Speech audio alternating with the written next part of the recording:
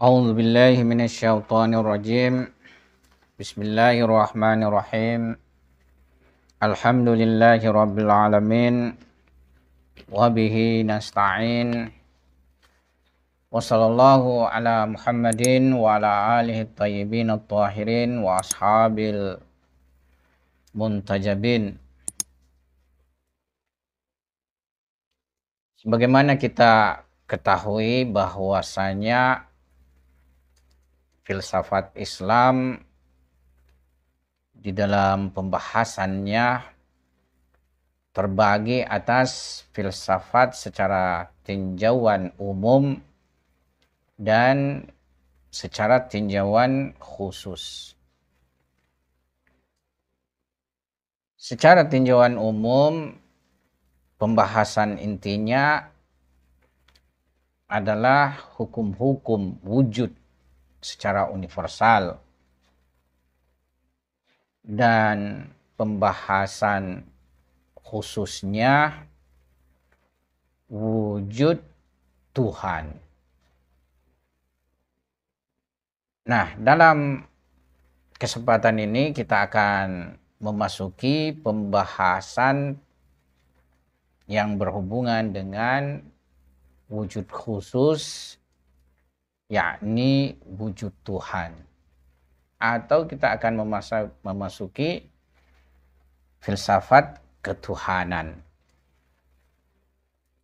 Pertama, di dalam mengawali pembahasan filsafat ketuhanan ini, yang kita akan bahas adalah jalan mengenal Tuhan. Konsep yang biasanya dipahami manusia pada umumnya dari kata Tuhan atau God, atau di dalam bahasa Persia Khudo, serta makna yang terpahami ketika mendengar kata tersebut, dan kata yang bersinonim dengan Tuhan dalam berbagai bahasa, yaitu wujud yang menciptakan alam semesta. Dalam artian manusia mengenal Tuhan sebagai pencipta. Kadang pula manusia memahami Tuhan sebagai pengatur dan sembahan, yakni wujud yang disembah.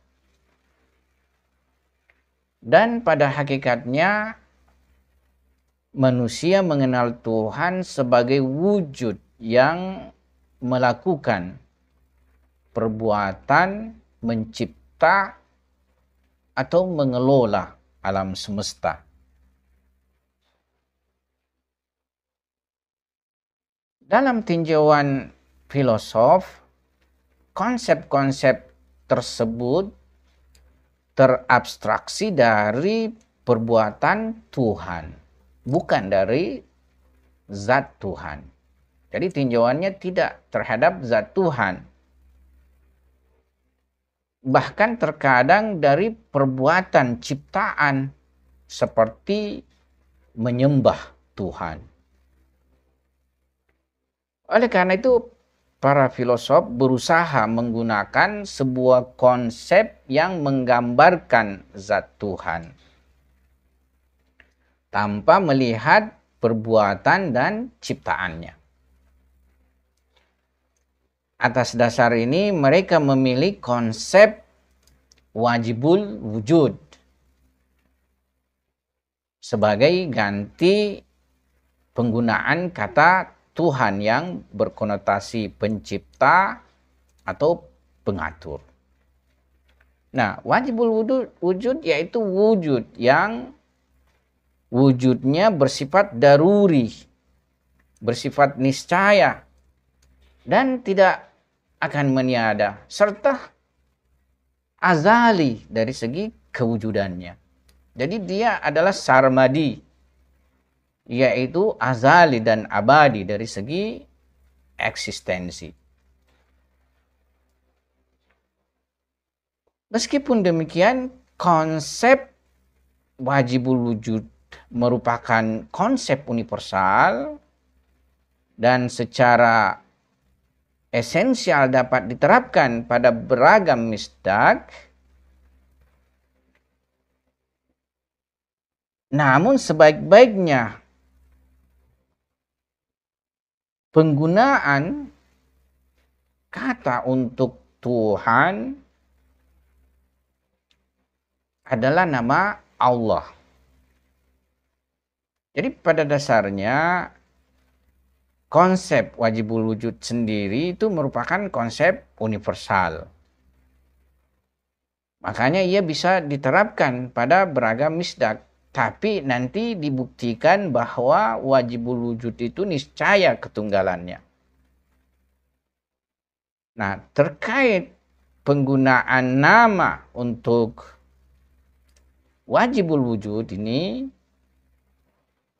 di dalam perspektif ajaran Islam itu adalah nama Allah yang merupakan nama khusus atau nama individual. Dalam istilah ia adalah alam syakhsi. Seperti nama yang diterapkan pada seorang individu. Nah, sepertinya nama agung ini diungkap pertama kali oleh para nabi-nabi ilahi. Ya. Mengenal pemilik nama adalah hal yang wajib. Dan itu adalah mengenal nama khusus. Pengetahuan yang berkaitan dengan hal-hal yang terindrai, yang diperoleh melalui persepsi indrawi, selain hal-hal yang terindrai ini, ya, pengenalan secara khusus atau personal itu hanya diperoleh dengan jalan huduri. Bagi entitas yang tidak dapat dipersepsi secara indrawi, maka jalan satu-satunya untuk mengenal identitasnya adalah ilmu huduri. Kendati pun pembuktian keberadaan pengetahuan seperti ini, yaitu pengetahuan huduri, berkaitan dengan filsafat. Akan tetapi pengetahuan ini sendiri tidak diperoleh melalui konsepsi-konsepsi dan kajian-kajian filosofis. Karenanya sesuatu yang diperoleh dari akal dan argumentasi filosofis itu adalah konsep-konsep universal akal. Nah, sampai di sini jelaslah sebuah tinjauan tentang dipilihnya kata wajibul wujud oleh para filosof ketuhanan. Dalam pembahasan ini kita akan membahas seberapa jauh Allah dapat dikenali dan dengan cara apa dia dapat diketahui. Namun sesuai dengan tradisi filsafat dan teologi Islam, kita menjadikan Tuhan atau wajibul wujud sebagai unwan kajian kita, sebagai objek daripada kajian kita.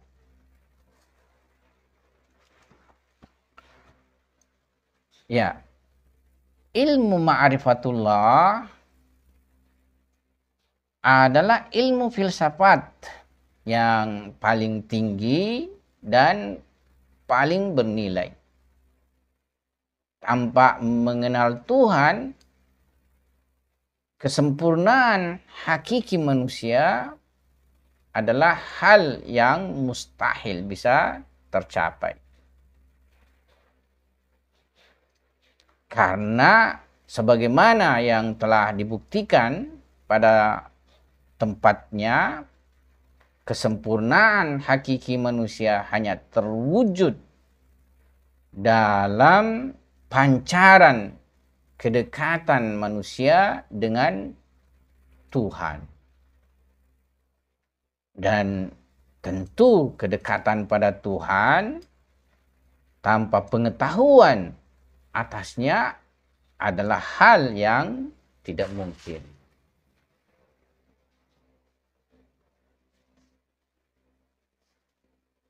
Sesuai kaidah bagi disiplin ilmu yang objeknya butuh pada pembuktian, maka objek disiplin ilmu tersebut dibuktikan pada disiplin ilmu lain yang mendahulinya dari sisi tingkatan, dari sisi level. Akan tetapi terkadang keberadaan objek disiplin ilmu sebagai salah satu landasan pengetahuan dikaji dalam mukadimah disiplin ilmu tersebut. Katakanlah ilmu ma'rifatullah ini. Sebagaimana tradisinya, bahasan ihwal wujud Tuhan dikaji dalam ilmu ma'rifatullah dan ma'rifatul rububiyah itu sendiri. Atas dasar ini, betapapun bahasan tentang kausalitas, khususnya di dalam pelajaran sebelumnya telah mencukupkan kita dalam masalah ini, namun pada saat yang sama kita tetap akan membahas hal ini secara tersendiri dalam permulaan pelajaran kita terhadap filsafat ilahiyah. Dan ini sebagaimana yang sudah mentradisi di kalangan filosof Islam. Sebelum masuk dalam argumentasi, kita akan mengingatkan terlebih dahulu dua poin penting. Pertama, sebagian filosof meyakini mengenal Tuhan adalah perkara fitrih yang tidak butuh pada argumentasi filosof. Argumentasi filosofis. Kedua, sebagian menegaskan bahwa argumentasi atas wujud Tuhan adalah hal yang tidak dibolehkan. Hal yang tidak dibenarkan. Makanya terlebih dahulu penting kiranya kita mengkaji dua poin ini. Yaitu pertama, kefitrian mengenal Tuhan. Kata fitri digunakan untuk hal-hal yang merupakan kelaziman dari fitrah atau format penciptaan sebuah maujud. Dengan ini maka perkara fitri memiliki dua karakteristik. Pertama, tidak butuh pada proses belajar mengajar. Kedua, tidak akan berubah dan berganti. Sebenarnya terdapat karakteristik ketiga yang bisa kita tambahkan, yaitu perkara-perkara fitri setiap spesies wujud, perkara-perkara fitri dari setiap spesies wujud dimiliki juga oleh setiap individu dari spesies tersebut. Kendati pun dengan kualitas yang berbeda-beda.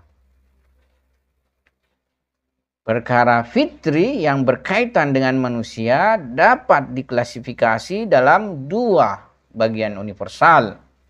Pertama, pengetahuan-pengetahuan yang merupakan keniscayaan dari wujud manusia.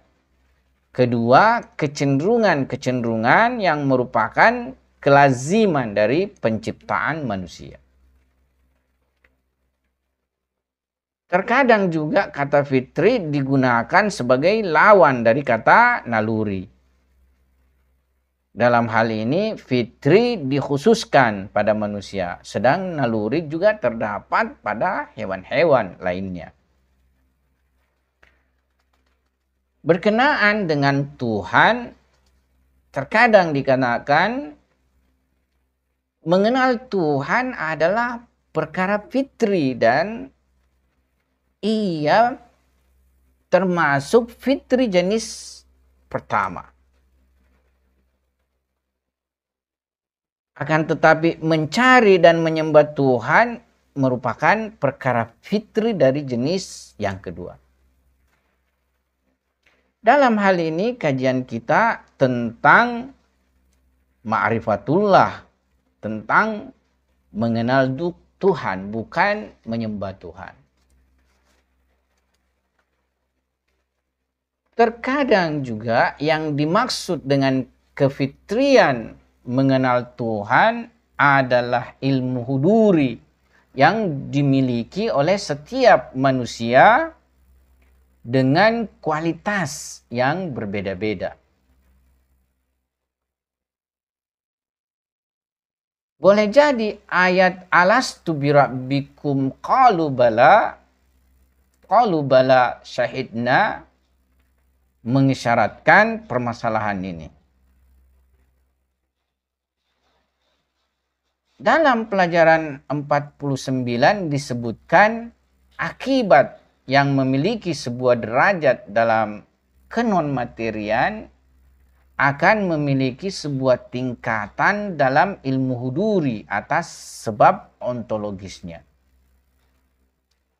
Betapapun ilmu huduri tersebut tidak disadarinya, yakni kendati pun ilmu huduri tersebut tidak disadarinya atau setengah disadari, atau bahkan diinterpretasikan secara salah. Ilmu ini dapat ditingkatkan kualitasnya, dapat dinaikkan tingkatannya dengan menyempurnakan jiwa. Dan semakin perhatiannya kalbu pada cahaya suci Allah Subhanahu wa taala. Dan juga dapat ditingkatkan kualitasnya dengan perantaraan ibadah serta amal saleh. Dalam diri kekasih Tuhan, ilmu huduri mereka sampai pada tingkatan yang demikian jelas, di mana mereka menyaksikan Tuhan lebih jelas dari segala yang ada. Dalam doa Arafah, sebagaimana kita dapatkan, ya, ayakunu min gairika minal zuhur ma laysa laka hatta huwa al-muzhiru laka. Apakah ada selainmu? Apakah ada selain Tuhan yang lebih jelas darimu? Apakah ada selainmu yang lebih jelas darimu hingga ia menjadi penjelas bagimu? Apakah ada selain Tuhan yang lebih jelas dari Tuhan hingga ia menjadi penjelas bagi Tuhan? Ya, ini sebenarnya bentuk pertanyaan yang jawabannya jelas, bahwa tidak ada yang lebih jelas daripada Tuhan.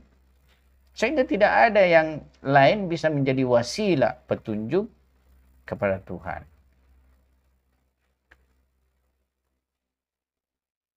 Nah, Terkadang pula yang dimaksud dengan kefitrian mengenal Tuhan adalah ilmu husuli.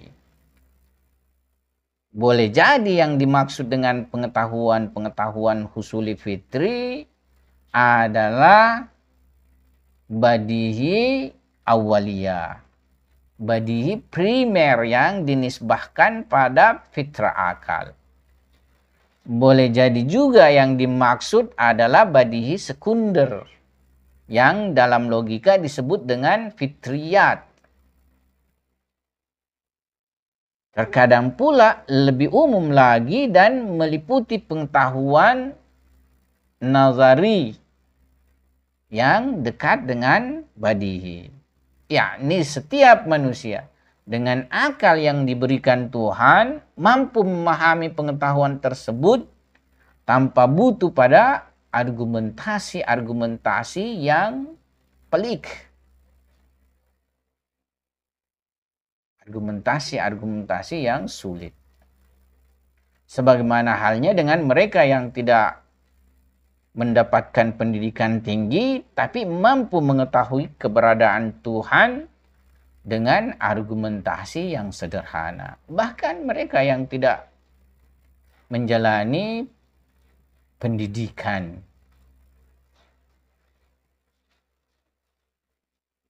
Oleh karena itu, kefitrian mengenal Tuhan dalam arti ilmu huduri terhadap Tuhan memiliki tingkatan-tingkatan. Tingkatan terendah darinya terdapat pada setiap manusia, meskipun tidak disadari secara keseluruhan. Dan tingkatan tertinggi darinya dimiliki oleh orang-orang mukmin yang sempurna keimanannya, beserta para kekasih-kekasih Allah Subhanahu wa Ta'ala.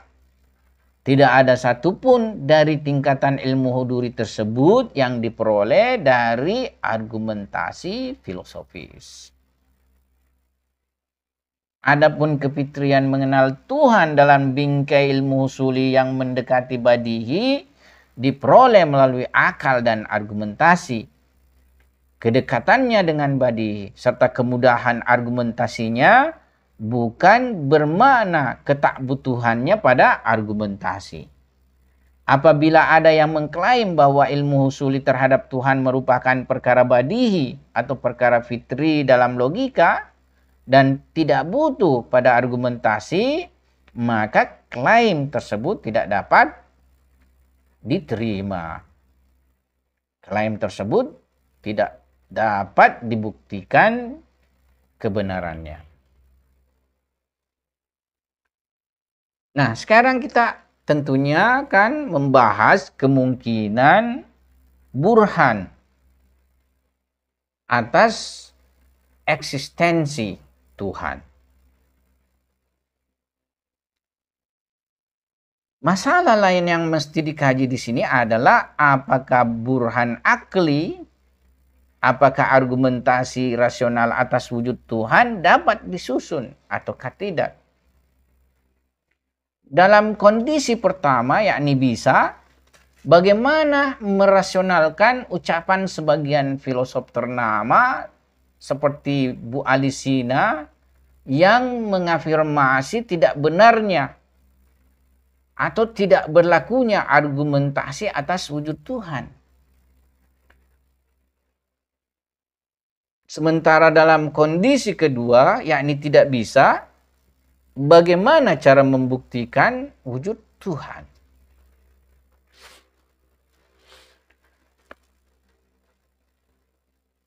Sebagai jawaban, tidak bisa dihindari bahwasanya ilmu husuli terhadap Tuhan melalui argumentasi rasional adalah hal yang mungkin. Semua filosof dan teolog, bahkan Ibnu Sina sendiri menyuguhkan berbagai macam argumentasi dalam masalah ini. Akan tetapi, para filosof dan logikawan mengkhususkan kata burhan pada burhan limi saja. Sehingga dengan ini boleh jadi argumentasi yang dimaksud oleh mereka yang tidak membenarkan argumentasi atas wujud Tuhan adalah argumentasi limmi. Sebab argumentasi limmi berlaku pada sesuatu yang memiliki sebab yang jelas. Dan dengan cara mengetahui sebab, maka wujud akibat akan terbuktikan. Akan tetapi Tuhan bukan akibat dari sebab apapun. Yang dengan mengetahui sebabnya, wujudnya dapat diafirmasi. Bukti atas rasionalisasi ini adalah ucapan Ibnu Sina dalam kitab Asy-Syifa yang mengatakan wala burhana alaihi li'annahu la illata lahu. Yakni tidak ada argumentasi atasnya karena tidak ada sebab baginya. Boleh jadi juga maksud dari penafian argumentasi atas wujud Tuhan adalah tidak ada satu argumentasi pun yang mampu mengenalkan kita pada wujud objektif dan individual Tuhan. Pencapaian puncak dari argumentasi adalah hal-hal universal seperti wajibul wujud, illatul ilal, dan semacamnya. Sebagaimana yang dijelaskan dalam mukadimah pelajaran bahwasanya mengenal individual dan identitas Tuhan tidak akan mungkin kecuali dengan pengetahuan huduri.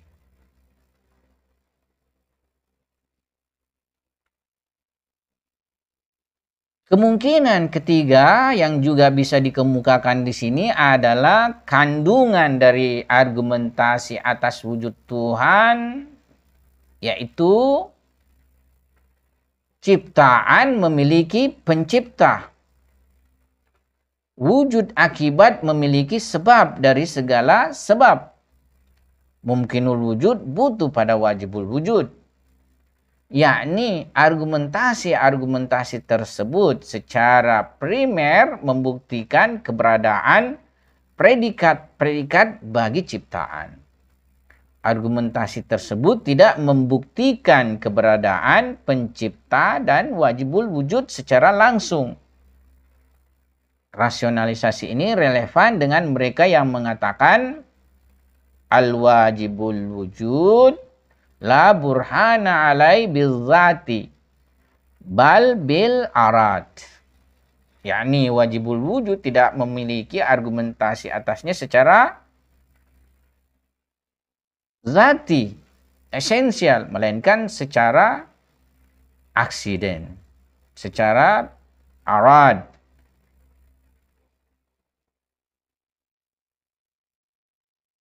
Nah, mengakhiri pembahasan kita ini sedikit kita mengisyaratkan permasalahan burhan limmi dan burhan inni. Berhubungan dengan rasionalisasi pertama, jika burhan limmi tidak berlaku bagi wujud Tuhan, mengapa sebagian burhan dalam masalah ini disebut sebagai burhan limmi? Apakah lantaran sebuah argumentasi bukan limmi, maka argumentasi tersebut tidak memiliki nilai logis?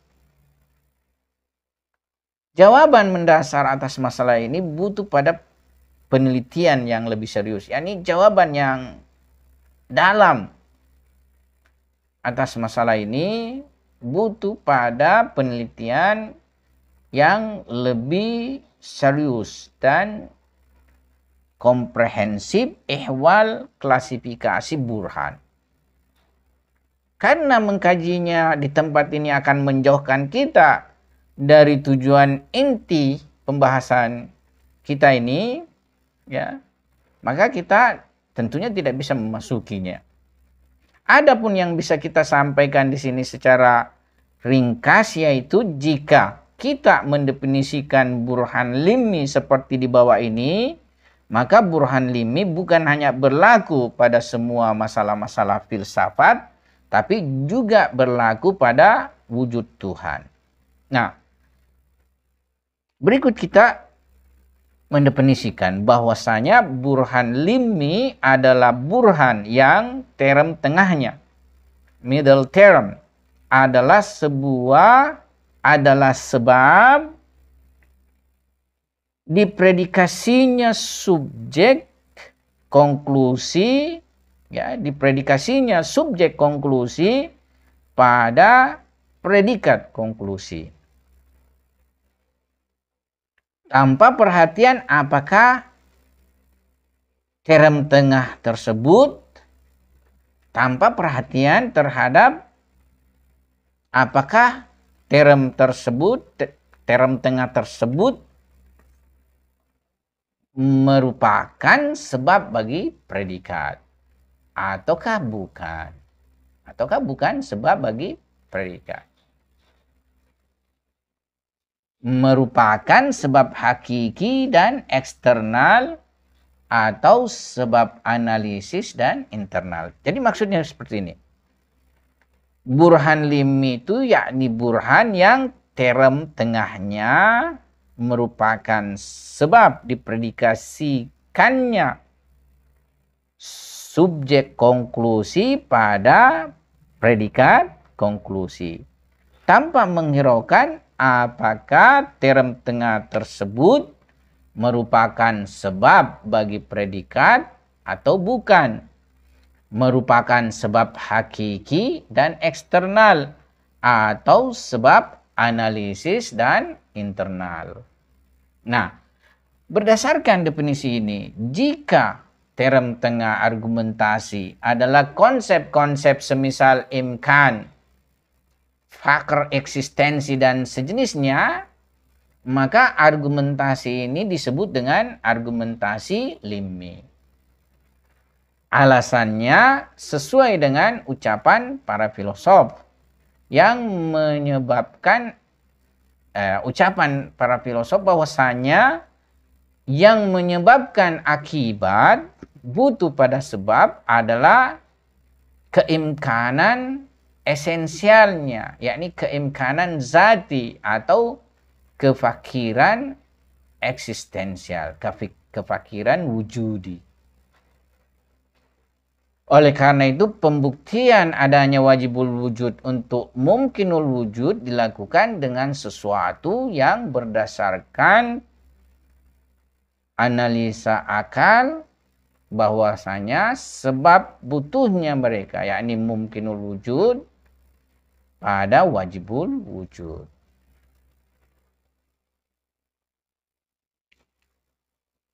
Kesimpulannya, meskipun wajibul wujud bukan akibat dari satu pun sebab, akan tetapi dipredikasikannya mungkinul wujud dengan memiliki wajibul wujud merupakan akibat dari kemungkinan esensial atau kefakiran eksistensial mereka.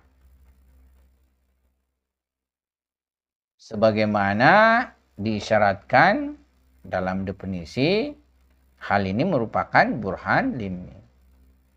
Jadi, pada hakikatnya meskipun wajibul wujud bukan akibat dari satu pun sebab, namun karena dipredikasikannya mungkinul wujud dengan memiliki wajibul wujud, yakni mungkinul wujud butuh kepada wajibul wujud, merupakan akibat dari